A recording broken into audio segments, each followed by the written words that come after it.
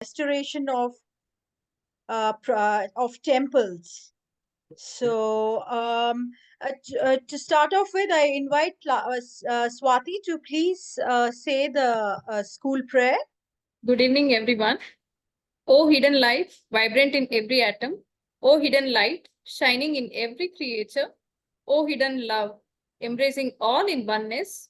May each who feels himself as one with thee know he is also one with every other. Thank you. Our esteemed speaker for today is Mr. Shri U, Veeraraghavacharya. Veeraraghavacharya ji learnt Sanatana Dharma directly through Paramparik Acharya through the traditional system of Kalakshepa. He has participated in Vakyartha Sadhas conducted by prominent Sri Vaishnava Acharyas on Vedanta. He also holds a degree, Nyaya Shiromani, in Nyaya philosophy. On the Laukika front, he has completed a BE in electronics and PGP in data science.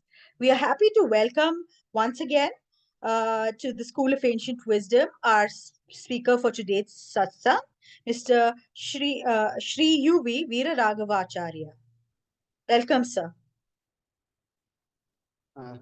Namaste. Just give me a second. Let me try sharing my screen. Okay.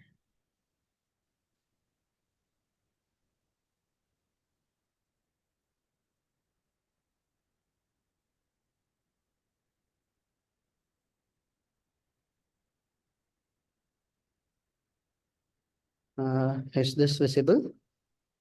Yes. Okay, excellent. So, namaste, everybody. Let me pray to Bhagavan and Venerable Acharyas before beginning the lecture.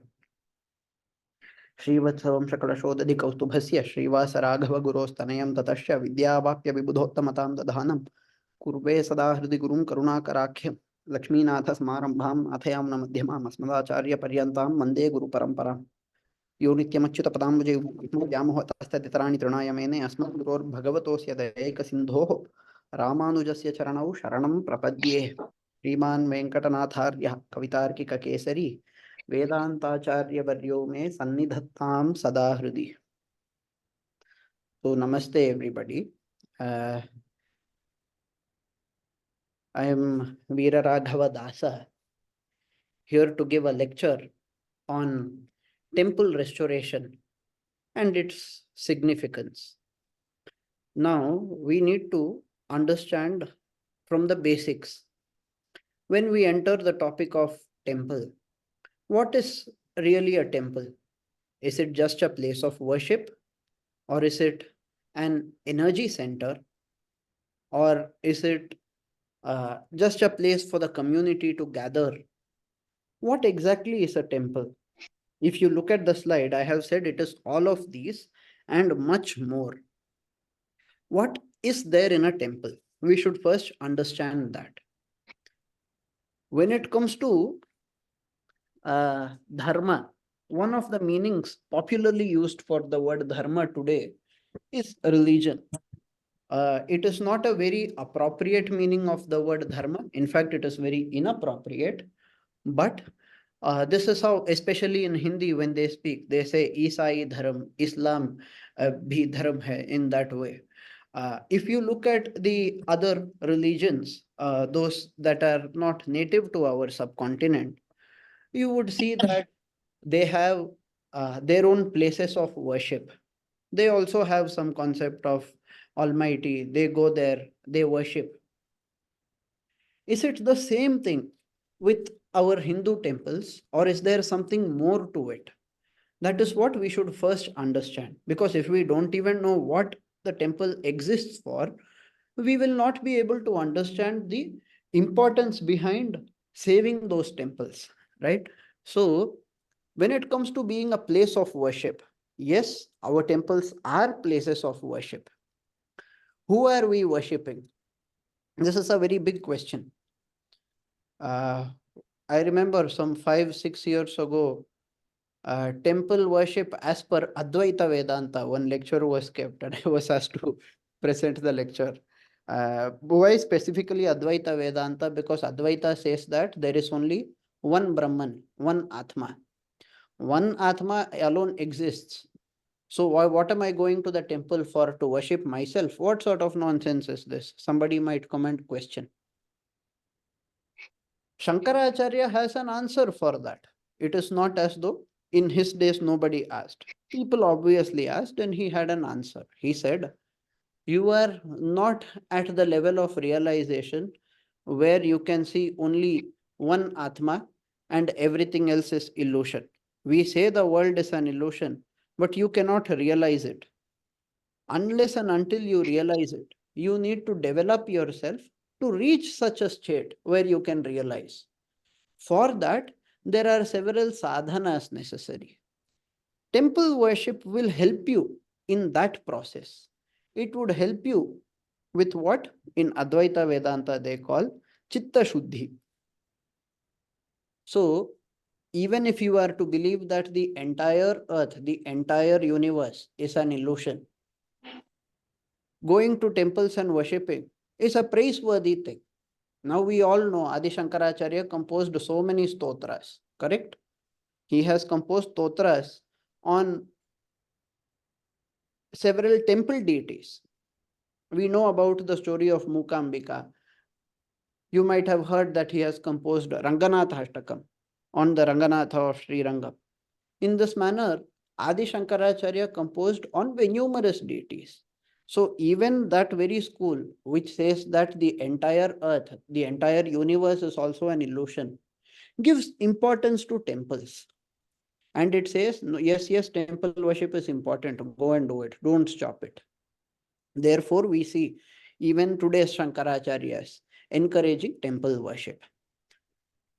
But when it comes to Sanatana Dharma, there are other schools as well. There are several schools, in fact. What do all the schools say? Or what do the other schools say? Every school that acknowledges the existence of a supreme being, like what Krishna says in Bhagavad Gita. Krishna says, Aham sarvasya prabhavaha. I am the Lord of all. Bhagavan says, Ajopi san avyayatma bhutanam ishvaropi san. Bhutanam ishvaraha. I am the controller, the Lord of all. Krishna says it. And he says further that understanding that there is such an Ishvara is very important.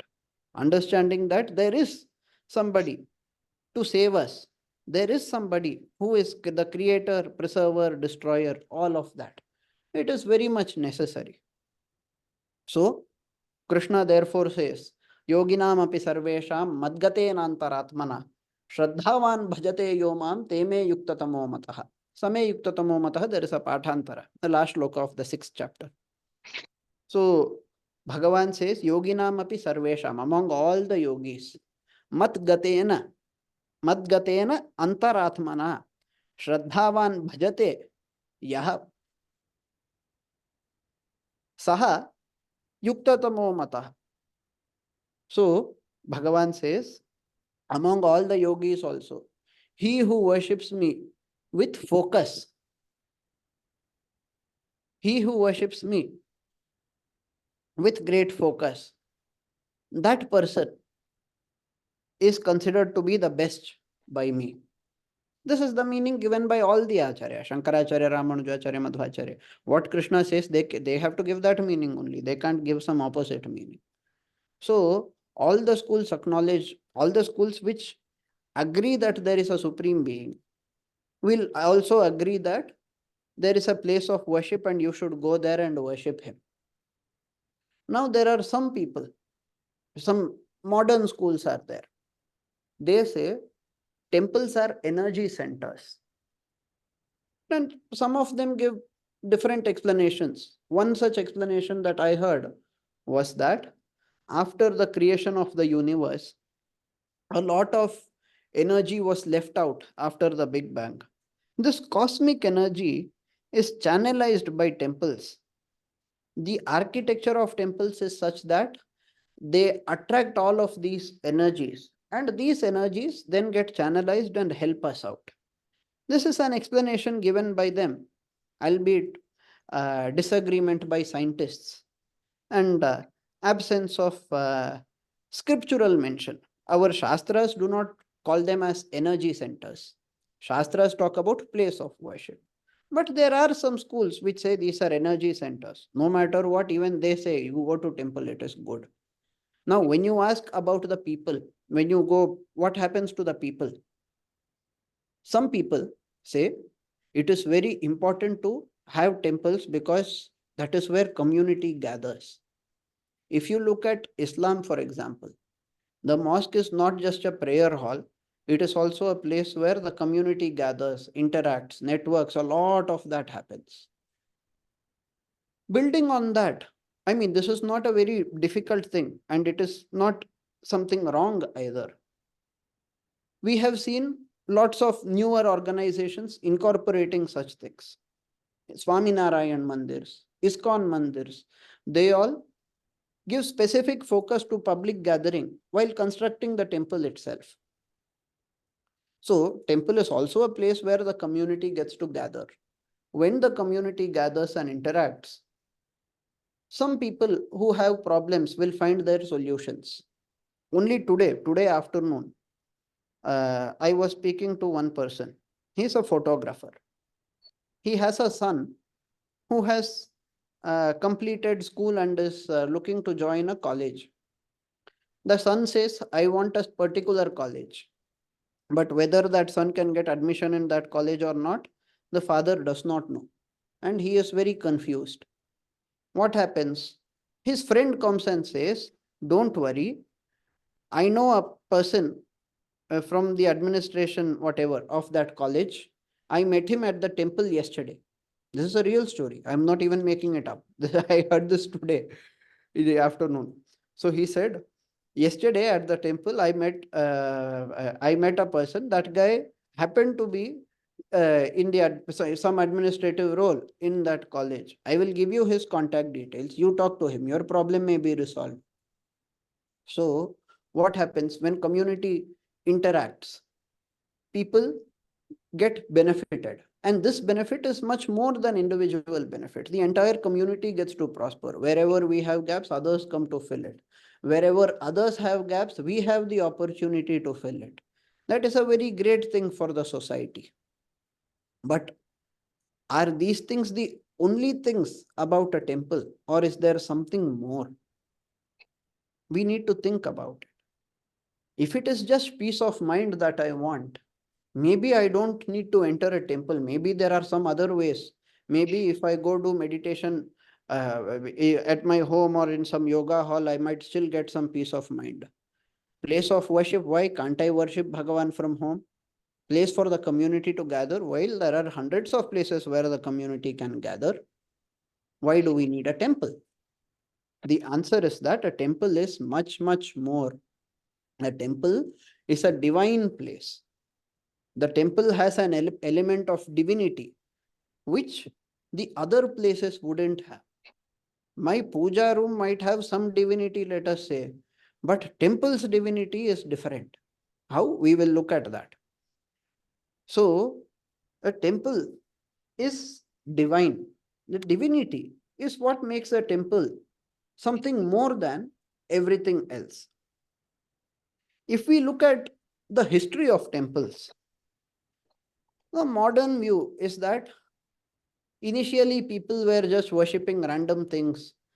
Eventually, they started worshipping gods. Then they thought they should build some monuments for gods, and they started building. This is the modern Western view. There is also a modern Indian view, which is slightly closer. Indians, particularly those who are supportive of Sanatana Dharma, but are not traditionally rooted, but who, they are not those who are scripturally scholarly. They are of the opinion that initially people used to worship Bhagavan in their homes, in their minds, whatever. Eventually, they thought, let us start building temples. Therefore, temples are modern. Now, is this view correct? It is largely correct, but there is something inside that we should look at. There are some exceptions that we should look at. What are those exceptions? Those exceptions are what create the traditional view. The traditional view is that temples have also been there as places of worship since forever. In the distant past, there were very few temples. Over a period of time, more and more temples came into being. That is the traditional view. But why is the traditional view saying that temples have been there since forever? Shouldn't you say that temples were created by man and not by God? There is a reason. The reason is that there are several proofs in scriptures. Vedas talk about temples, Vedas talk about vigrahas. Murti puja is mentioned it as a concept, it is mentioned in the Vedas. Certain modern schools believe that it is not mentioned. However, those modern schools cherry pick verses of the Vedas. If you look at the Veda in its entirety, along with, let us say, you take the commentary of Sayanacharya or Bhattabhaskara, go to any traditional school, ask the traditional Sanskrit scholars what the meaning of those verses are. You will understand that it is there in the Vedas. It is there in Rig Veda, it is there in Yajurveda, it is there in Atharvana Veda, it is there everywhere. Itihasas and Puranas also have it. Both Itihasas, Ramayana, Mahabharata, both of them talk about temples. Both of them. Many Puranas talk about it. For example, in the case of Tirupati, there are 12 different Puranas that talk about it. 12 different Puranas talking about Tirupati. What a huge number is that. Then there are the Agama Shastras. The Shaivas, when they build Shiva temples, they follow Shaiva Agama. The Shaktas, when they build a temple for Shakti, their Durga, they use Shakta Agama. The Vaishnavas, when they build a temple for Vishnu, they use Vaishnava Agamas. What are these Agamas? The Agama Shastras, the primary reason why the Agama Shastras are used is that they teach us, they give rules on how to construct the temples. Agama is not Vastu. Vastu Shastra is different. Agama Shastra is different. Agama Shastra teaches how to construct a temple, how to do pratishtha of a particular deity. Like Vaishnava Agama will say how to do pratishtha of Vishnu as the prime deity of the temple. Shaiva Agama might teach you how to do Linga pratishtha. All of that are there. So it is not just about teaching the procedure. Agamas talk about the significance and also the benefits of performing puja to vigrahas. They also teach you how to perform these pujas at home, what to do in case of prayashchitta, what if something happens. Recently, in January, please correct me if I'm wrong, it was in January that Ram Mandir was inaugurated in Ayodhya. The date was 22nd. 3 days before that, our Honorable Prime Minister visited Sri Rangam because Sri Rangam, Ranganatha Swami temple has a big connection to Ayodhya Ram Mandir. If you see Ram Lalla in Ram Mandir and look above him, you can see Ranganatha there. Ranganatha is another form of Vishnu, very famously worshipped in Tamil Nadu. Now, when just before Narendra Modi ji entered the temple, the security guards had gone to test whether there are bombs or any other problems inside. At that time, they had taken some dogs inside the temple. Agama Shastra says, dog being a carnivorous animal, can you allow it so freely inside? The Agama Shastra says, if a dog enters the temple, then some prayashchitta has to be followed. So the priest then did that prayashchitta before Modi could come. So all of those are also taught by the scriptures. Why are they taught? So that you get the best possible result. Can't I pray to Bhagavan from here itself? Yes, I can. But if I pray from a temple, I get to do focused worship. The benefits that I receive would also be focused. That matters a lot.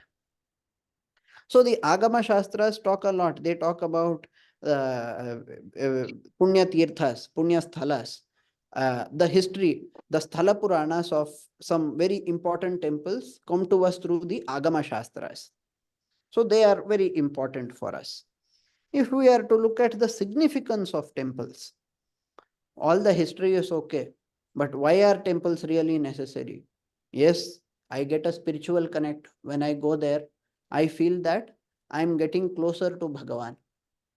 Some people say we are not so religiously inclined, but we love to see that architecture. Look at that Shilpa Shastra. Look at how beautifully that elephant is carved. This is carved, that is carved. At least under that excuse, they are brought inside the temple. The reason why temples are architecturally so brilliant, it is not to flaunt or show off the greatness. It is to attract people, attract all types of people to the temple, and also employ as many people as possible, give work to as many people as possible, so that as many people as possible can prosper through it. So there is a benefit to the entire community. And the temple is a place where the entire community is also brought. Now we see certain people spreading propaganda that temples are places of Brahminism. Only Brahmins could go inside temples and so on. Shastras never said such things. Here and there in practice, some people may have gone wrong, but be it Shaivas, be it Vaishnavas, be it whatever, all of them unitedly say that as far as entry to the temple is concerned, if you are a pure bhakta, if you are a pure devotee, Bhagavan will accept you. That is what matters. So, that being said, the temple has a benefit for the entire community about which we have already discussed. It is also a cultural hub. Now, a lot of people do not understand the significance of cultural identity. When you have a cultural identity, it tells the people who you are, it tells the world who you are. When that identity is lost, you become susceptible to change. When that identity is preserved, you might end up changing other people, but you will not change. It will always keep you one step ahead. This is a deep thing, and it is very important how cultures changed all over the world throughout the centuries. It is a very interesting topic to look at. A lot of people do research on these topics in the West. So temples act as cultural hubs as well. The practices, some people say, do you know why you have to do pradakshina in the temple? If I tell you to walk, you will not walk. But if I tell you go circle this temple so many times, at least out of devotion, you will walk. That will remove your fat. That is a very minuscule benefit, to be honest. But yes, physical benefits are there. The way we perform namaskara, the way we circle the temple, all of that does have a benefit for us. Uh, is that practice existing only for the sake of physical benefit? No. We are not told to perform namaskara for the sake of physical benefit. We are not asked to circle the temple for the sake of physical benefit. These are byproducts. But in Sanatana Dharma, no matter what we are asked to do, there are two things to keep in mind. One is that the primary product would be extremely great. The primary result will be a very big one. Second is that the byproducts which come along with the primary benefit, they will also be beneficial only. There will never be any harmful byproduct. That is the greatness of Sanatana Dharma.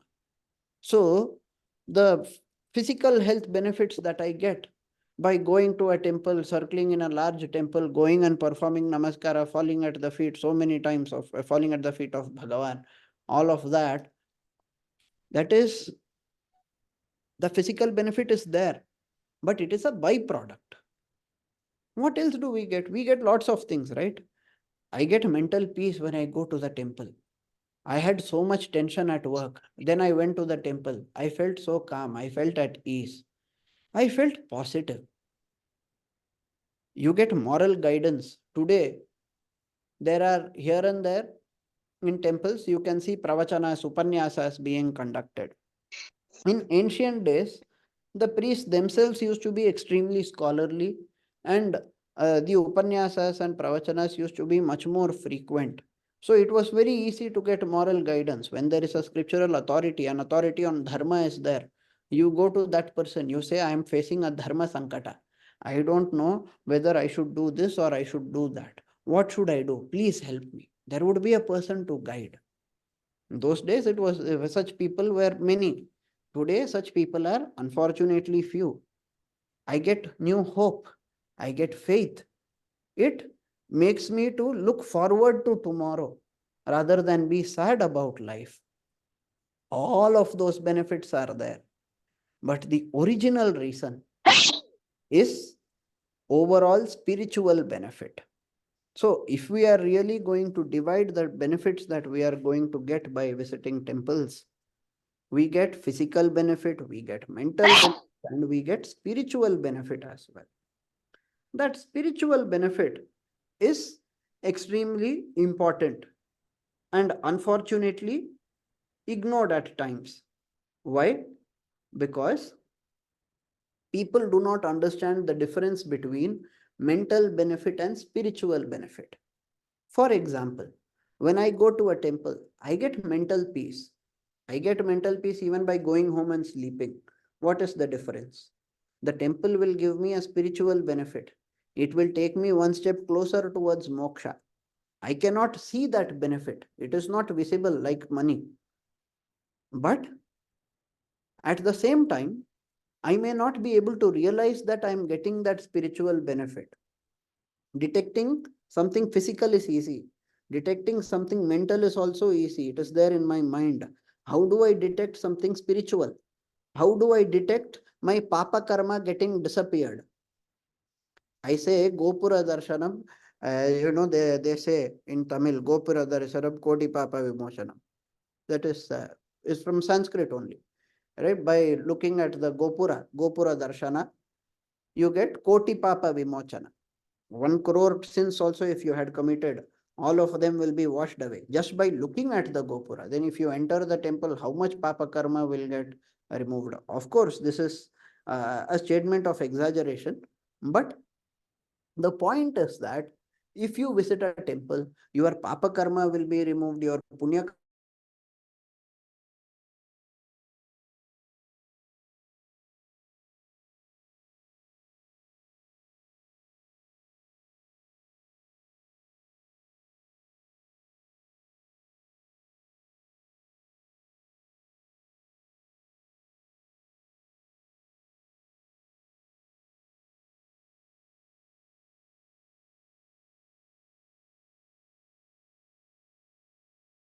black granite. In North India, you will see white marble. All of those are there. Then you can have in metal also. The most commonly used is alloy. The alloy that we commonly see in temples is Panchaloha. So all of those materials are there. Each type of these also has its own significance. That is also explained in the Agama Shastras. Inside each and everything inside a temple, there is some significance which is mentioned in the scripture. And what is there? That is, okay, I'm using wood, I'm using stone, but what am I really making? What am I really having? Some temples would have just relics. Some temples, the majority of temples, they would have vigrahas. Directly the devata would be there. And we have, like for example, in South India, the people would be aware of terms like Utsava Murti, Mula Murti. Utsava Vigraha is the smaller one, which is movable. Mula Vigraha is the inner, bigger one, which is immovable. Those are there. Then there are symbols as well. For example, Shiva Linga. Now, Linga is not the shape of Shiva. It is not as though Shiva is of that shape. But the word Linga, Swami Vivekananda very beautifully explained it once. He said, Linga means symbol. Even Shankaracharya of Puri, Nishalananda Saraswati, he said, Linga means symbol. The danda carried by sannyasis, What do we call this sannyasa danda? We call it as Vishnu Linga because it is a symbol of Vishnu. In that way, Shiva Linga is a symbol of Shiva. We all know the story. We know about how Bhrigu went, how Shiva was performing Ananda Tandava. All of that is known to us.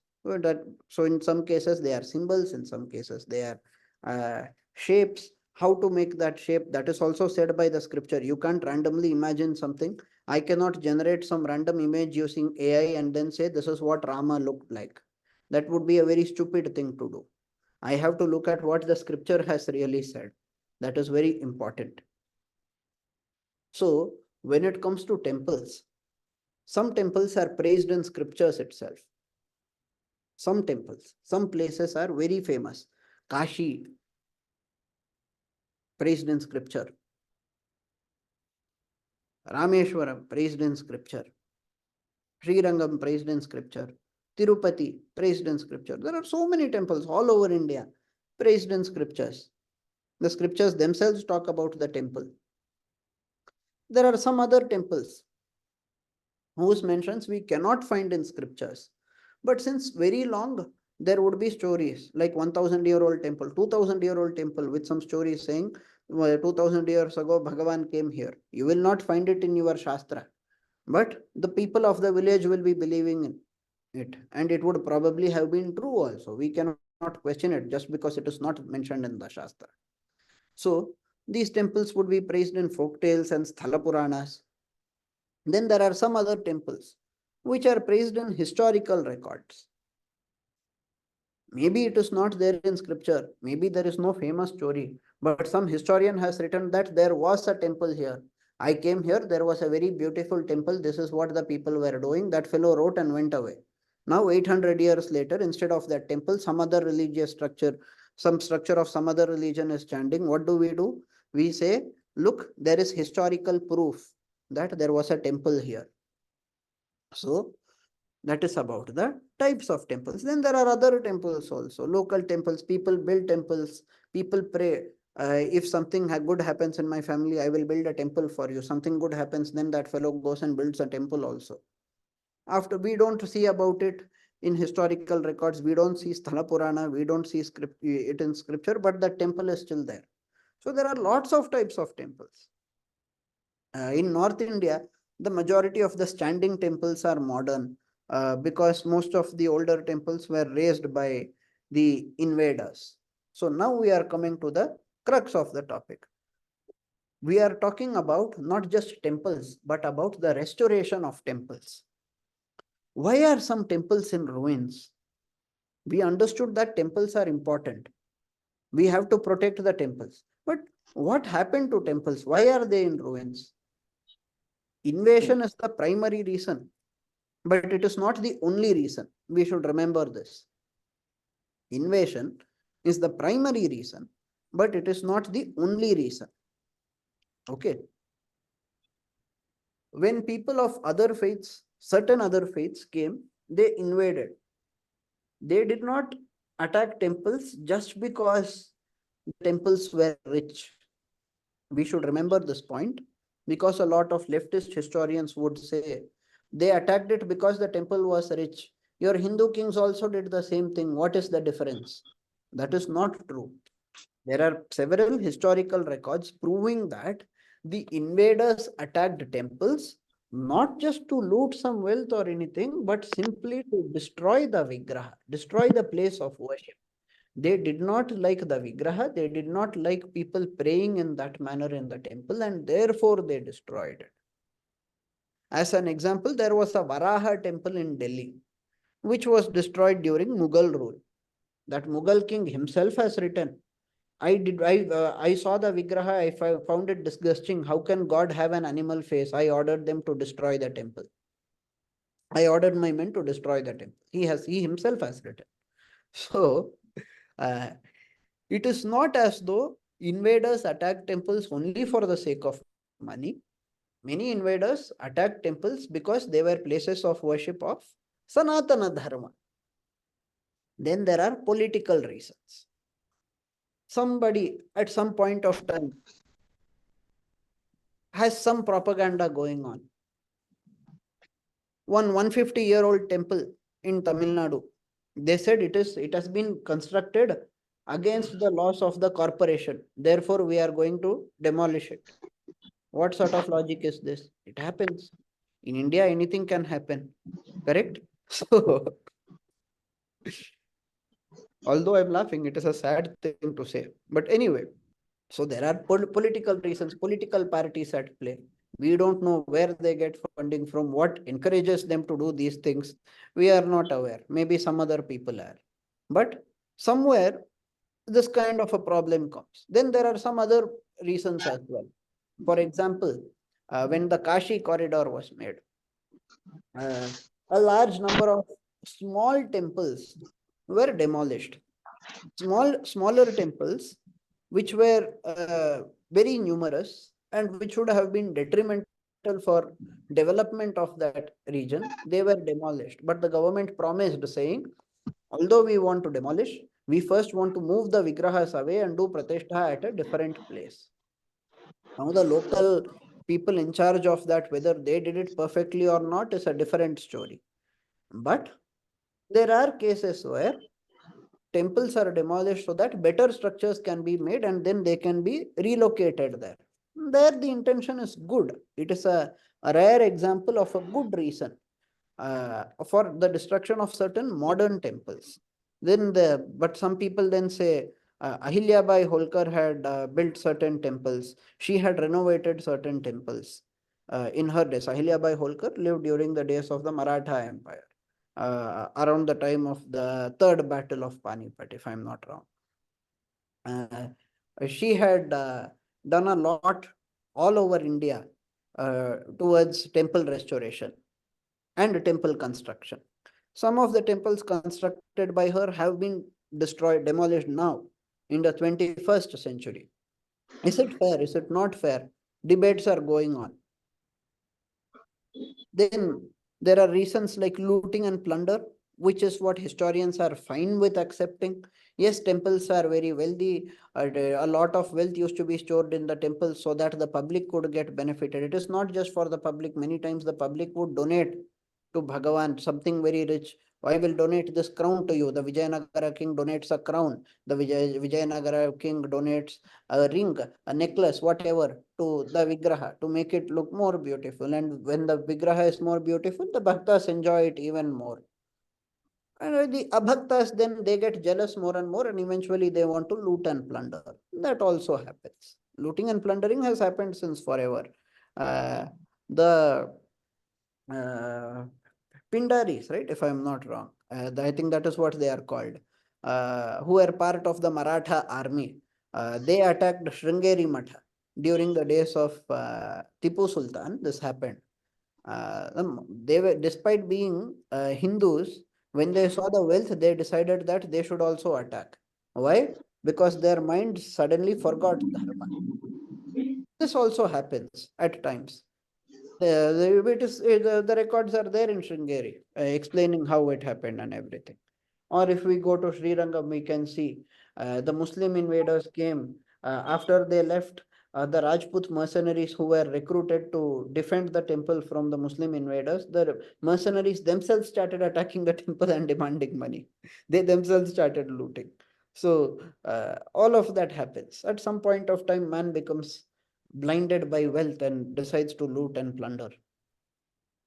There is something else that happens today, a very important topic that not many people talk about, but we should be talking about. It is neglecting and abandoning of temples. What is happening?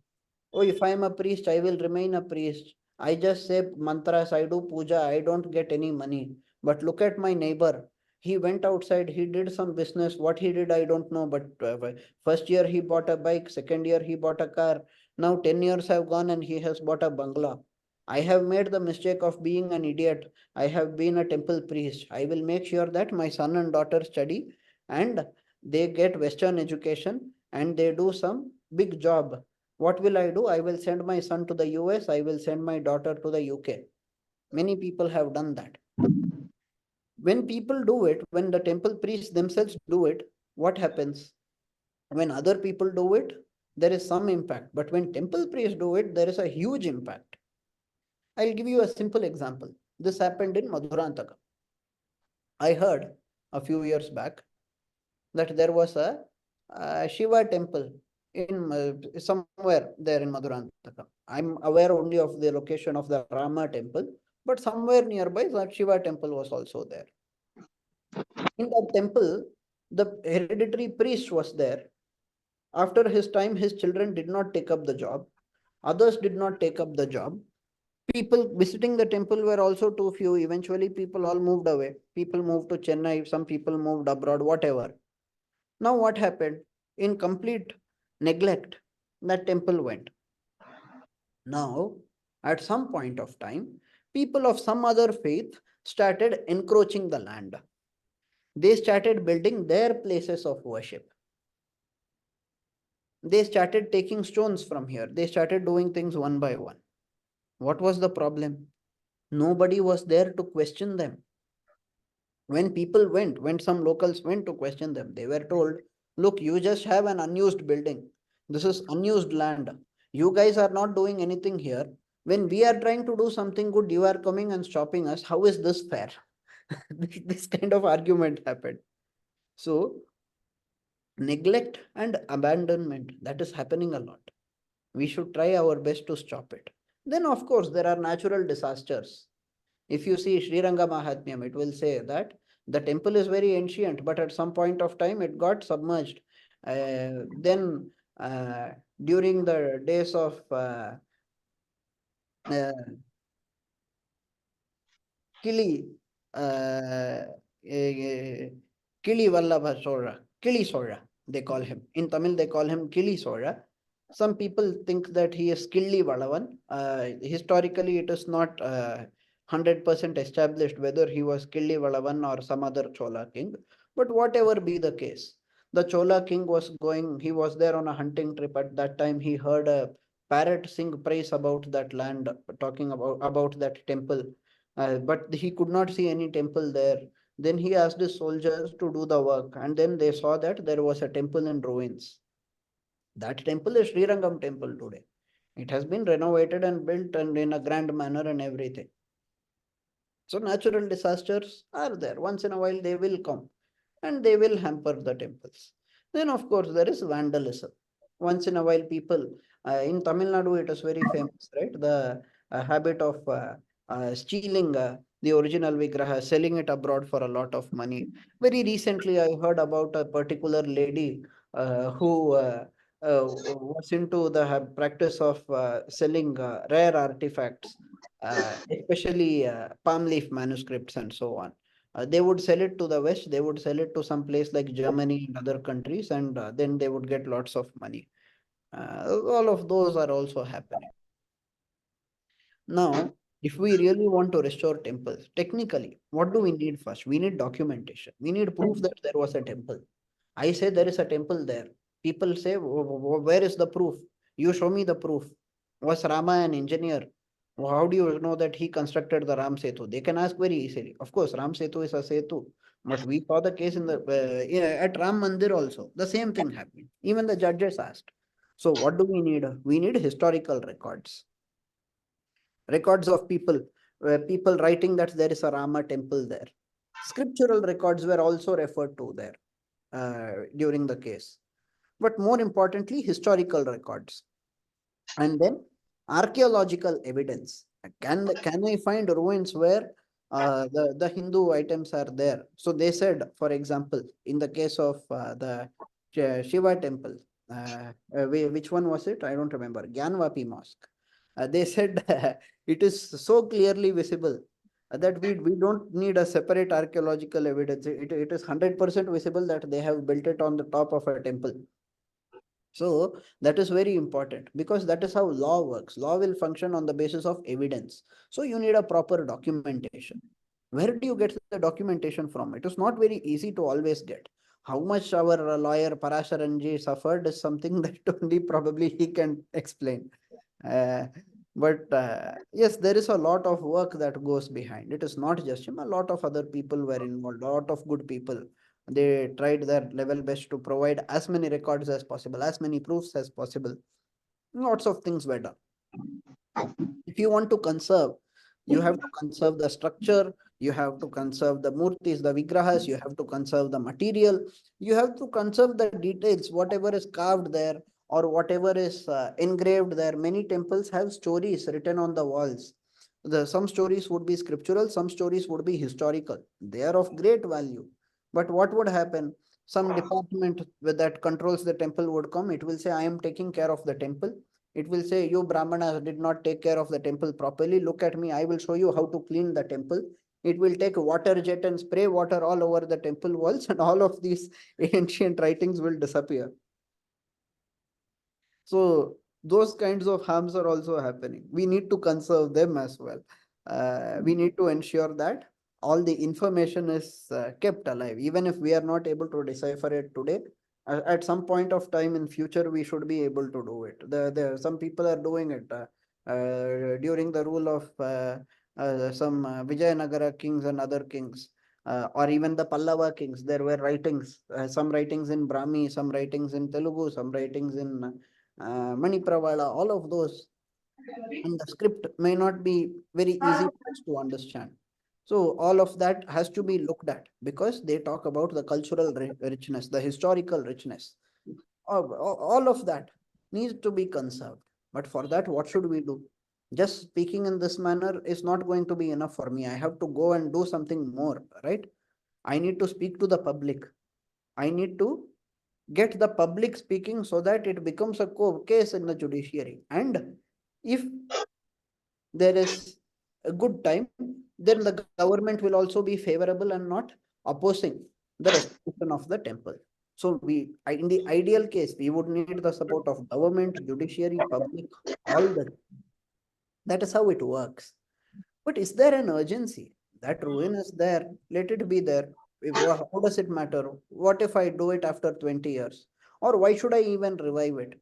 These kinds of questions arise. Once upon a time, there was something called temple economy. From the person who is making flowers till the priest who is actually performing puja. There are lots and lots of people, lots of different communities, different people, so many different people of so many different communities working together for a common cause. You see how Tirupati functions, for example. Uh, the clothes that are offered to Bhagavan, the prasada that is offered to Bhagavan, the flowers that are offered to Bhagavan, each one comes from a different place. Okay. And each one is maintained by some other person. The person tending flowers is not going to go and prepare the prasada, correct? A lot of people are involved. It gives employment to a lot of people. It is an economy in itself. When a temple stops functioning, everybody who is depending on the temple suffers. That is a very problematic thing. And if the temple has been dysfunctional for a very long time,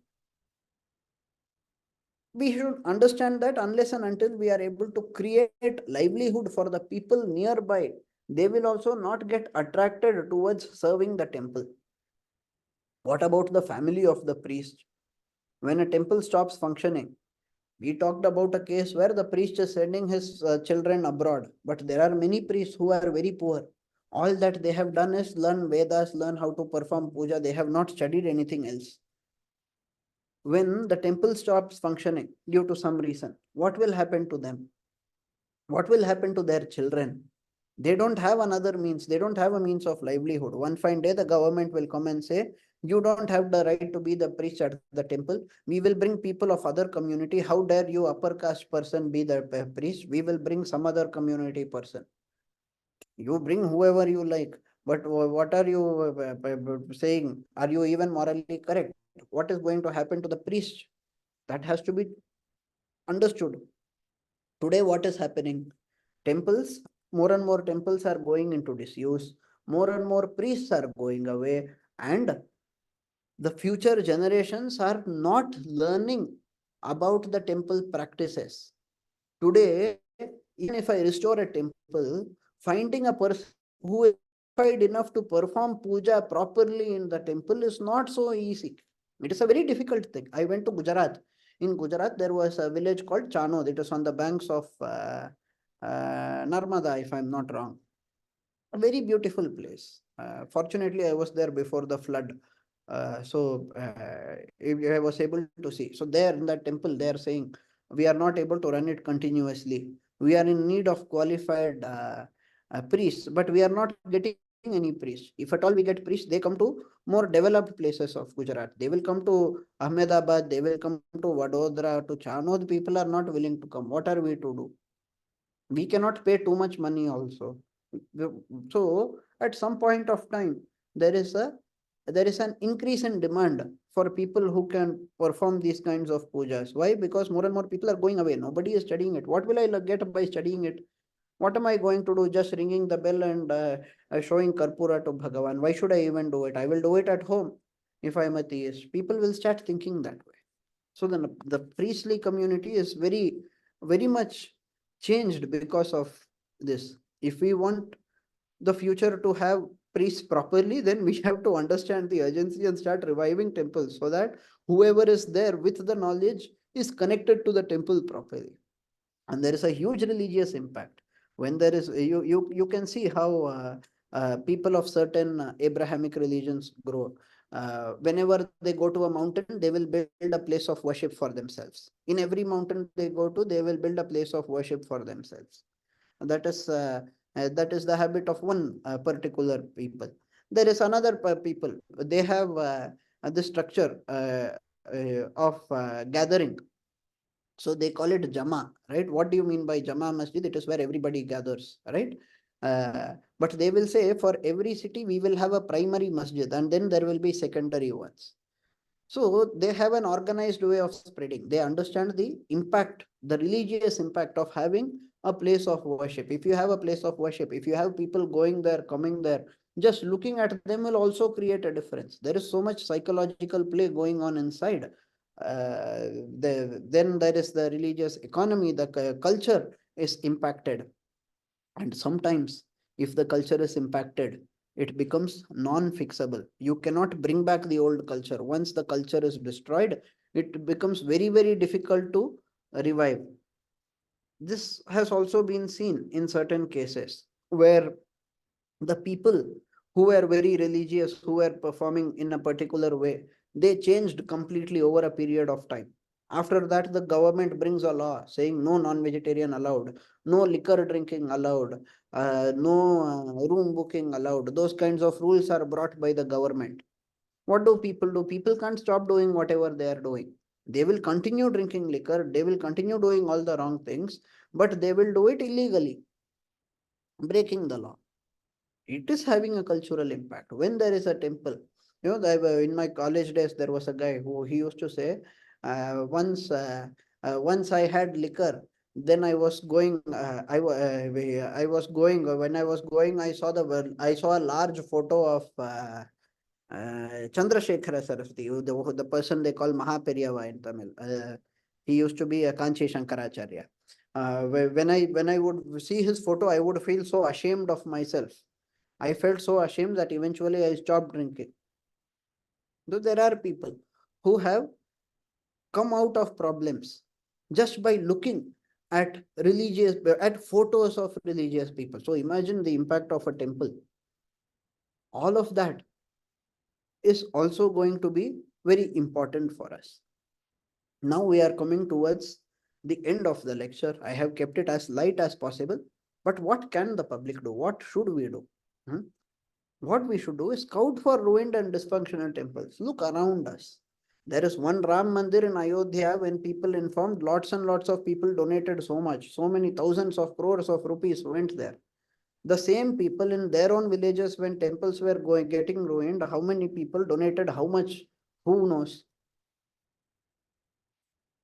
There are so many temples around us in your own hometown or in the town where you are nearby. You look around. If you are in India and if you are able to see, or maybe you are not in India, maybe you are abroad, but maybe your son is in India, or maybe your parents are in India. Somebody somewhere would always be there close to either a dysfunctional temple or a ruined temple or a temple that is struggling. There was a temple called Ayodhya. There is a temple, Ayodhya Mandir in Hyderabad. Now, in this temple, puja was happening only once per week, that too for half a day. The priest himself interacted with me. A number of people, now it might be popular, I don't know, because of Instagram, YouTube, everybody everywhere has covered that temple. What happened? That temple was all good initially, but eventually the priestly family left the place, and then the people living near the temple also all moved out. There was an entire, apparently there was an entire agrahara, and the brahmanas all moved out, and then people of other religion came and settled there. We cannot blame people of other religion for coming and settling there. Our own people have gone away. Now what happens now, because this is in the middle of a Muslim area, Hindus don't even know that there is a temple. They don't even go and visit. So these kinds of issues happen. We cannot blame the others for coming and sitting and settling. We have to think what we are doing. So we have to scout for ruined and dysfunctional temples. If we are forced to go away, we should ensure that at least some other mechanism is there to sustain the temple. We should do that ground research. And we should raise awareness. Maybe I don't have the money, I don't have the strength, but I can at least go and tell two people. They were what we call as power of two, right? What is the power of two? I tell two people, each one of them tells two people, each one of them tells two people. 10 times if we do this, 1024 people will be aware. That is the power of 2. 2, 4, 8, 16, 32, 64, 128, 256, 512, 1024. So it is very easy to raise awareness. That is something that we can definitely do. And to whatever extent possible, we have to donate to local temples, because temples are extremely important. They say Bhagavan, when he is in his supreme abode, he is not visible to us. We will see him only after getting moksha. We cannot see him right now. When he took avatars, we were in some other janma. I don't even know whether I was a man or I was a dog or whether I was an asura or I was stuck inside a stone. I don't know, but I don't remember. When he took avatars, when he came as Rama and Krishna, I could not see him. Hmm? He is there as Antaryami inside me. Still, I cannot see him. He is there outside me also. He is omnipresent. Still, I cannot realize him. Where can I realize him? Bhagavan said, this is mentioned in the Agama Shastras. Bhagavan said, don't worry, even though people are not able to realize me, I will give them a way by which they can worship me, by which they can feel me, by which they can interact with me. What is that way? Temple worship. Bhagavan revealed the Agama Shastras. You go ask the Shaivas, they will say, Shiva revealed the Shaiva Agamas. You go ask the Vaishnavas, they will cite Mahabharata. Pancharatrasya Kritsnasya Vakayana Swayam. Narayana came and revealed the Vaishnava Agamas. Bhagavan said, this is the way by which all the normal people can still worship me and attain moksha. They can also attain upliftment spiritually. So Bhagavan come and given us all of these. Understanding that it is the same Bhagavan who gave us Bhagavad Gita, who also gave us the Pancharatra and the Vaikhanasa. We have to appreciate and follow those rules as well. Even if we cannot follow perfectly, we can at least do whatever little we can. Maybe I donate 100 rupees per month, at least 100 rupees, not 100, okay, 10 rupees per month, do something. Something is better than nothing. If I give 10 rupees and 10,000 other people also give 10 rupees, that will be 1 lakh rupees. That is the power. So we have to keep raising awareness, do whatever little you can and raise awareness. That is enough. Even the squirrel that helped Rama, that story is not there in Valmiki Ramayana, but that story has been cited by the Alvars. Today in Ayodhya airport, they have a statue of the squirrel to honor the squirrel which served Rama. It has been sung by the Alvar, and therefore it has been praised in the Telugu Ramayana and all the later works as well. So we have to uh, understand that even that tiny squirrel, that tiny particle that it put, that also contributed to the Rama Setu, right? Bhagavan appreciated that also. In that way, he would appreciate us as well, because Bhagavan is Bhavagrahi. Yasmai cha dattam yajnanam jnanadata harisvayam jnanena tena sastauti bhavagrahi janardana. Bhagavan is bhavagrahi. He will understand our bhava. If with a pure heart, if we do, even if we do a tiny contribution, he will understand. That is what we have to do. In this regard, certain things are being done by me also. So there is a foundation that has been opened. Shastra Simplified Foundation. As the foundation is doing several things. So getting funds for temple restoration is one thing. There are several other aims as well. One is funding of gaushalas, teaching of scriptures, giving uh, financial assistance to people who are going to study under Veda Pathashalas, who are studying the scripture the traditional way. Many of their parents are asking, why should we send our children there? What are they going to gain? So we say, you let them have Western education, at least send them in the evening or morning. At least send them for a few hours to learn the scripture. Don't stop the parampara. Let it continue to the next generation. And you can serve traditional institutions. There are so many ways by which we can do it. There are several acharyas, several mathas. Some of them have money. Some of them, despite having money, do not know how to make best use of it. Some of them do not have the money. Some of them do not have an online presence. All of that is there. Then there are several books, ancient works that are there, which have not been translated, which need to be translated, because someday some guy with a lesser intelligence, he will either destroy the palm leaf manuscript by mistake, or he will do some mix up while digitizing it, or might end up producing such a horrible translation of it that people forget that book altogether. We have to prevent all of that. And we have to think about the public welfare as well. The Hindus as a community, for a long time we have been sleeping. We have to wake up, we have to get the community bonding, and we have to understand that unity is strength. There are several stories from our itihasas, Puranas, Dharma Shastras illustrating this, but we are unable to understand it. Unfortunately, for a long time we have been that way. But at some point, if we understand it, then we would think that Vasudhaiva Kutumbakam, right? That Vasudhaiva Kutumbakam, what does it mean? Vasudha Eva. Vasudha means earth. The entire earth is my family. I should care for everybody. I should care for everybody, especially those who are dharmic, so that dharma is sustained. And if dharma is sustained, dharmo rakshati rakshitaha. That dharma will protect the protector of dharma. That should be our aim. So, having the aim as serving dharma in whichever way possible, let us try every way possible. And if possible, let us definitely work towards the betterment of temples. Thank you so much for attending this. If there is any question or any point or any suggestion or comment or anything that you would like to share, please feel free to speak. Anyone with any questions? Any comments? Yeah, Arun Kulkarni this side.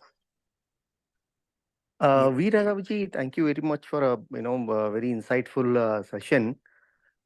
Just wanted to ask, like, these temples are like, what is the purpose of these temples actually? Like, like, just wanted to understand. Yeah, people will go there. It is they retain the Sanatana Dharma.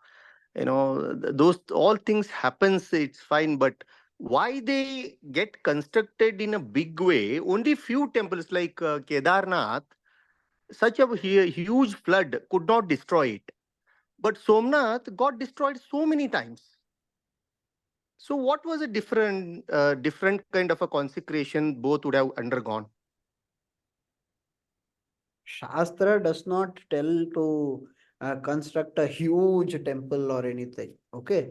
As in the be it the area in terms of acres or be it even in terms of height. Of course, there are some minimal requirements. The vigraha that I keep in the house has to be small. The vigraha, if it is big, it will have to go to a temple. All of that is said by the Shastra. But Shastras do not tell us to construct one very big temple at one place and a smaller temple at another place. What happens is the impact of Mahatmya and Vaibhava. Now, in some place, the glory of Bhagavan is glorious everywhere. Okay, no matter where he is glorious. But in some places, his leelas and his glories are sung so well. There are so many stories. So many people have come. So many stories have happened. So many saints have come. So eventually that place starts becoming bigger and bigger and bigger. It starts thriving and it grows into a much bigger one. Then there are some other places where it does not get that much of attraction. No, there are a lot of things in play here. You should consider the king who constructed, which dynasty he belonged to, which style of architecture was followed, how much funds he had to build. We have the story of an Alvar who did not have enough funds to construct a temple. Therefore, he was serving a king, but he ended up becoming a robber so that he could get enough funds to finish constructing the temple. So these kinds of uh, situations also happen. So these are all historical factors that are coming into play, because the way in which the glories are sung, and as a result of it, the way in which the place gets patronized, that is different for different places. Okay, it is not the Agama Shastra has nothing to do, or even the Shilpa Shastra or Vastu Shastra, they do not have anything to do here. It is purely a mix of historical things. But when we say mix of historical things, we should understand that they are also karmic consequences. At the end of the day, Bhagavan is seeing everything. He knows that something is happening here, something is not happening there. He is only letting it happen that way. Why is he letting it happen that way? Is he so evil that he will, or is he so stupid that he will let his own temple get submerged or destroyed? No, no, no. Nothing ever happens to him. Firstly, no matter what gets created or what gets destroyed, nothing happens to him. He remains the same. Secondly, whatever happens here is happening as a result of our karma and nothing else. So when something happens at a place, the people are affected by it positively or negatively. Or sometimes when something bad comes and nothing happens there, the temple remained as it is. The flood came, but the temple withstood the flood. Nothing happened there. So other places get affected. The temple place does not get affected. What does that show? That shows that the people who were there had done enough punya to be deserving of Bhagavan's grace, and therefore nothing happened to them. That is all. So this is just prarabdha karma coming to groups of people living in a similar location due to having performed similar karmas. That is how we should understand it. Okay, okay, sir. Okay. It is like, it is for the people and it is by the people that particular place is alive or got into ruin. Yes, because see, the entire universe was created by Bhagavan. Okay, and Bhagavan is everywhere. Here and there in specific places, he showed his Vaibhava, he showed his greatness. In those places, especially in those places, we have temples dedicated to him. Now, whether the temple is going to stand forever or not is the will of Bhagavan. When will Bhagavan decide to help or not help us? That is going to depend purely on how we behave only. Okay, okay. Thank you, How, Veeraraghavacharya. how is the government support? We hear about government allocating lot of funds for temple. The current central government is trying a lot. State governments under BJP are also promising to be of as much help as possible. In Tamil Nadu, BJP at one point of time, some 10 years ago, if I'm not wrong, I was in touch with a BJP person who was working towards temple restoration. They were making a full database of temples across Tamil Nadu that required funding. Unfortunately, I could not get my hands on that database. The connect has been lost, but eventually that person also stopped. He said, we tried a lot, but nothing worked. So now we are just organizing bhajans. So it was very sad to hear him say that way. But I will definitely say that the current central government is giving focus towards the restoration of temples and reviving of our culture. There are departments of the government that are going to definitely help us in this regard, but we should not be silent thinking the government will do everything. Oh, why should I do anything? The government will do. Why should I do anything? The government will do. Then the government will get punya. The person running the government will get the kataksha of Bhagavan. I will get nothing. That problem will be there. So, like even if we are not if we are not selfish, we should definitely go and offer help, no matter whether or not any other person is helping. If we are selfish, then also we should go and offer help so that we are benefited again. Either way, we also have to do something for the temples. That becomes mandatory. Thank you. Very good lecture. Very good talk. Comprehensive. Swamiji, could you elaborate a little bit more about, the benefits of temples to the individual in terms of, erasing their karma and all that stuff? So, Yes. like, how good is it in this aspect, the benefits to the individual? So there are the benefits can be classified into four. Okay. Mm, One, as I said, is that it takes us a little closer towards moksha. What do I mean by closer towards moksha? I don't go one step closer towards Vaikuntha physically or anything. Vaikuntha or Kailasha. The point is that we get uh, spiritual benefit in such a way that our future karmas get aligned in such a way that we get such an environment where going towards moksha becomes easier. mm, So the path towards moksha will become easier if I go visit a temple. There are Sthala Puranas that will say if you go worship in this temple, you will immediately get moksha. On Vaikuntha Ekadashi, you go cross this dwara, you will get moksha. People who go cross that in 1 year, the next year also they will go to the same temple and cross it again. Where is the moksha? Why haven't they got it? Are they going to get it at the end of their lives? Are they not going to get it at the end of their lives? Who knows? Bhagavan knows. Who commits what apachara? Who commits Bhagavata apachara? Who commits some apachara on the cow? Who commits apachara on Brahmana? Who knows? That we do not know. Bhagavan knows. But the benefit will always be there. So the benefit will be there in terms of spiritual benefit. That is one.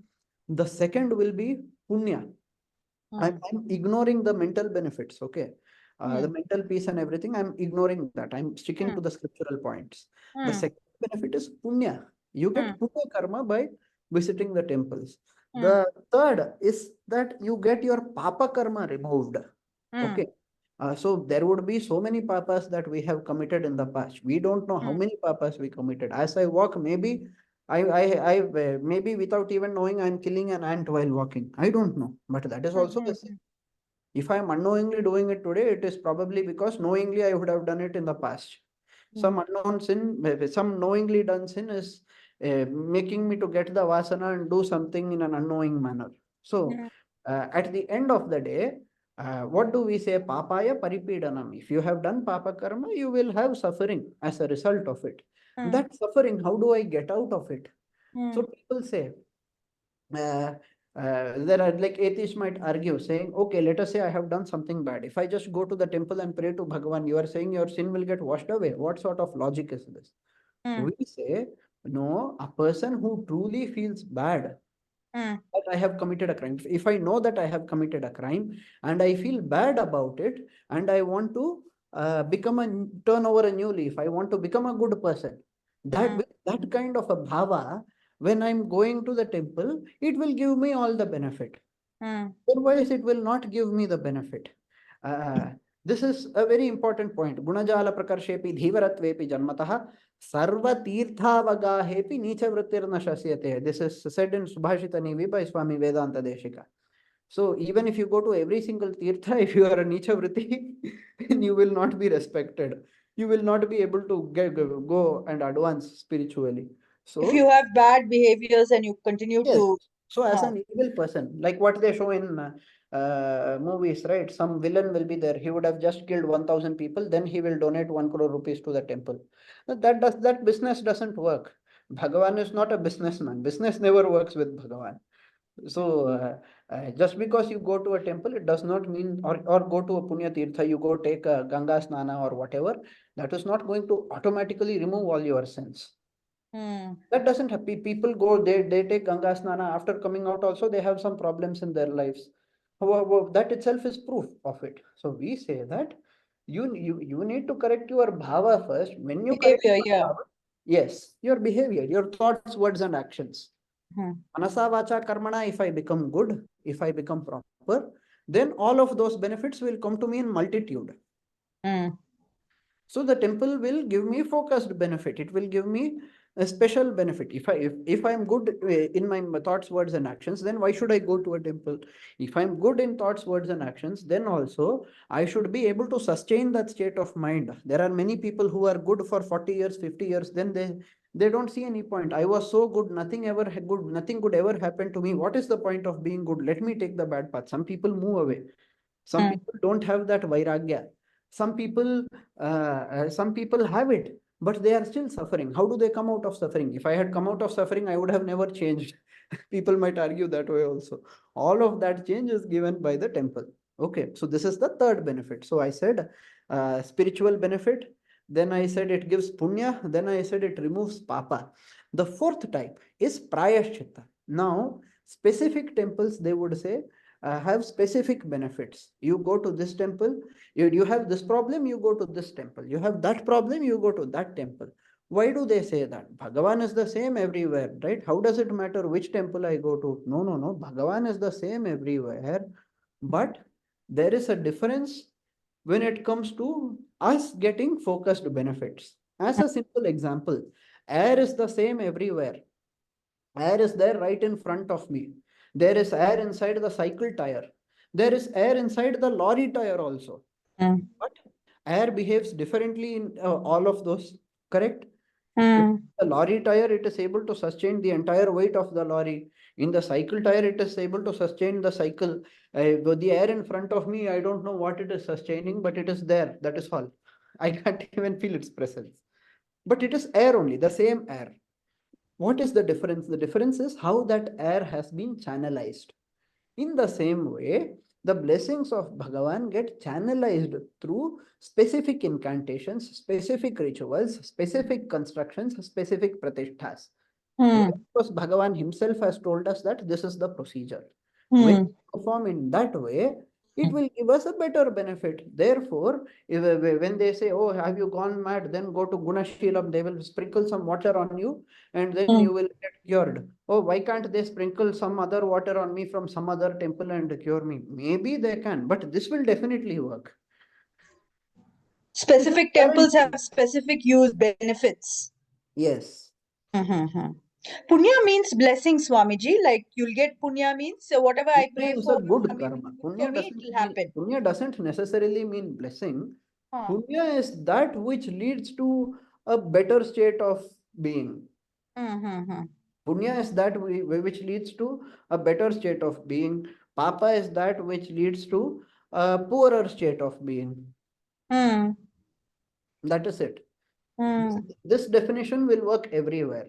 In specific contexts, punya can sometimes refer to punya karma, what I am doing. Sometimes it would refer to punya karma phala, the result of that which I am getting. Right? I helped. I saw somebody, one old man was walking. He slipped and he was about to fall. I went and supported and helped him so that he would not fall. He was very happy.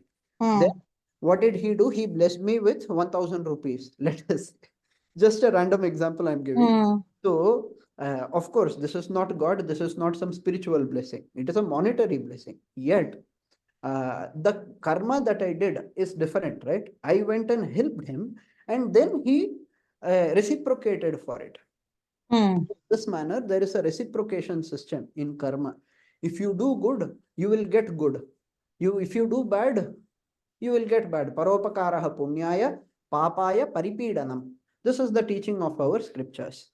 And therefore, anything, what leads to betterment?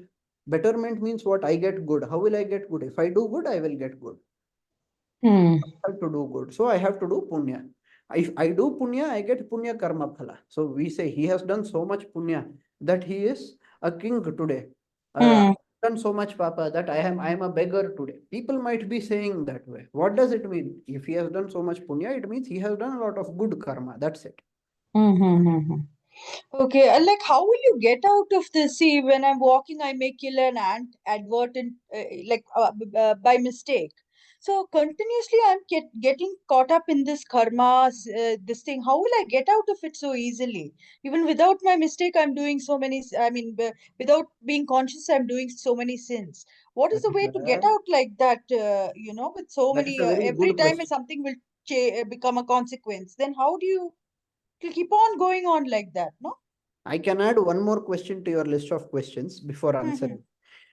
If even without my knowledge, I am going to end up doing something wrong, how is it ever going to be my fault? Shouldn't it be the fault of Bhagavan? Mm, He created me so imperfectly that I make mistakes. And then he mm, punishes me for the mistakes that I never made intentionally. What sort of Bhagavan is he? mm, That kind of Purva Paksha could also be put. The answer mm, is pretty simple.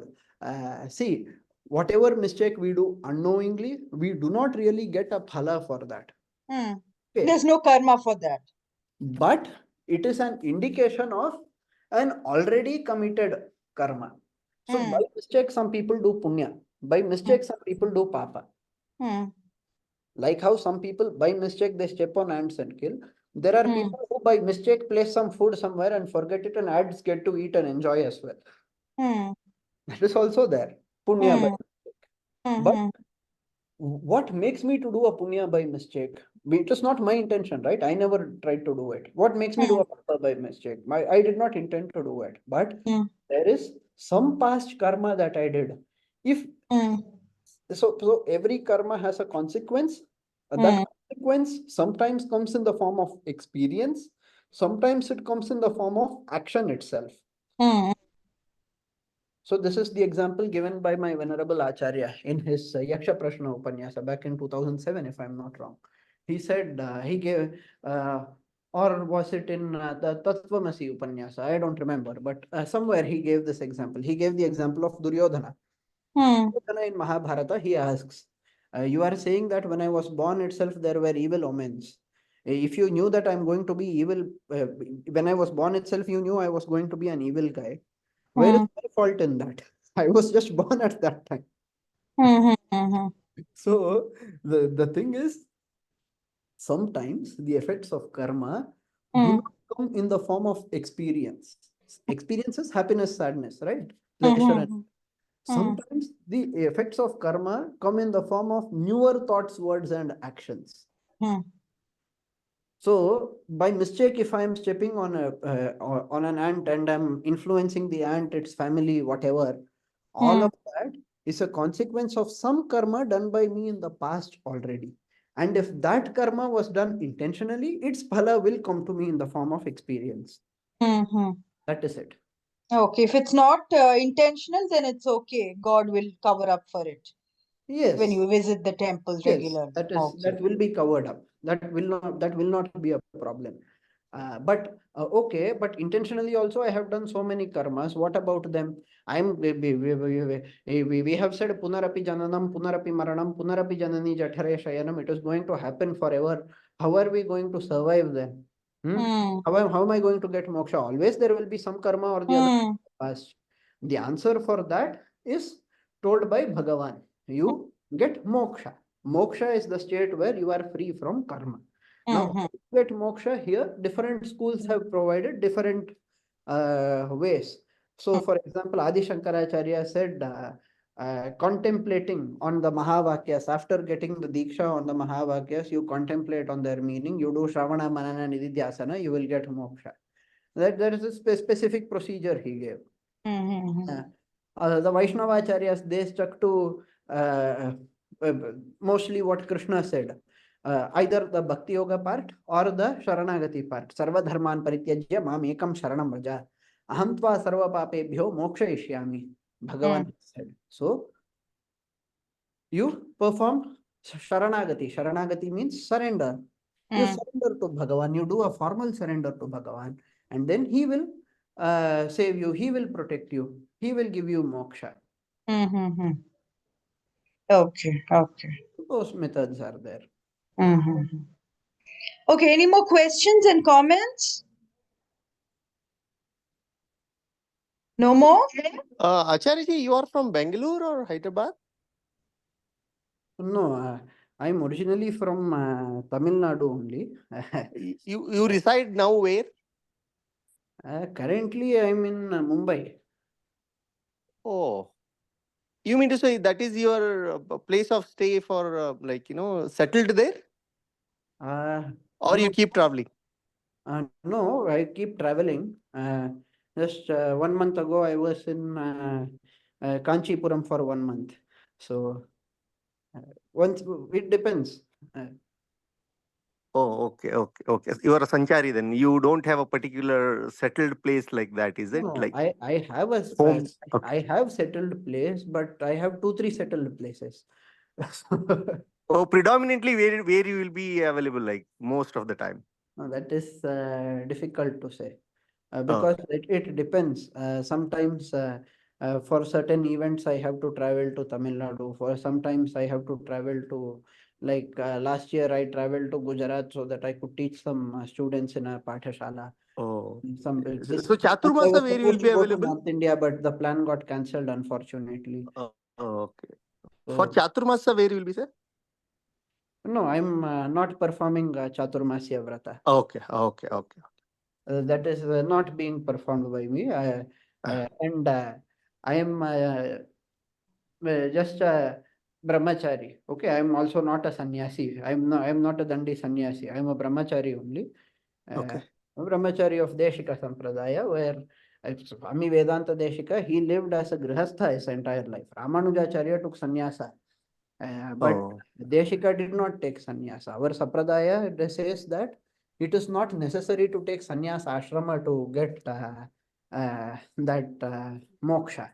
Like okay, Krishna okay. has said in the 6th chapter, right? Anashrita karma phalam karyam karma karotiyah sa sannyasi cha yogi cha naniragnat na chakriyah.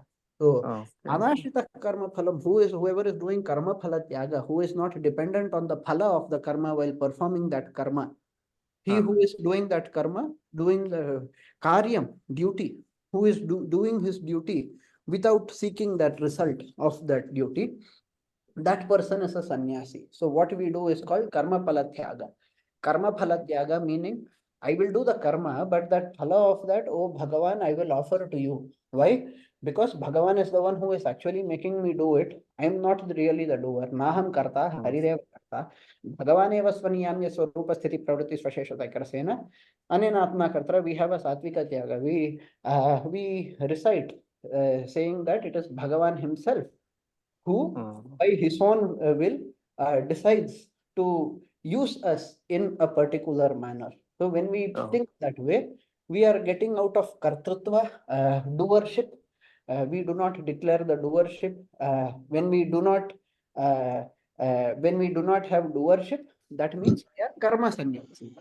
So, sa okay, sannyasi cha, says Krishna in the okay. 6th chapter, first shloka. So, Yeah, yeah. So the intention of asking me is if at all I wanted to meet you, so I just should seek your appointment, and wherever you are in that particular time, I should come and meet you. If at yes, all that you give will me an appointment, definitely work.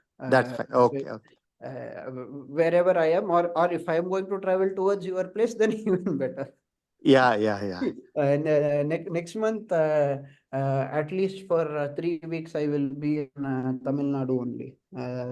The second half of the month and probably the first week of August will be spent there. Tamil Nadu, which place, sir? Uh, Next month, I will be probably in Chennai only. Oh, okay. Right, Acharya ji. Thank you so much. See, so Mumbai is where I live alone. In Kanchipuram, my parents are there. In Srirangam, we have a house. Once in 3 months, we go there.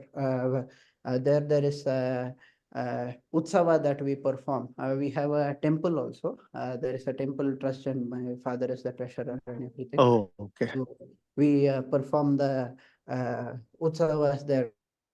So my father will definitely once in every 3 months, when that time comes, he will definitely be in Srirangam. Whether I Oh, am there or not is a question. okay. Thank you, Acharya ji. Thank you, Swamiji. Any more comments or questions?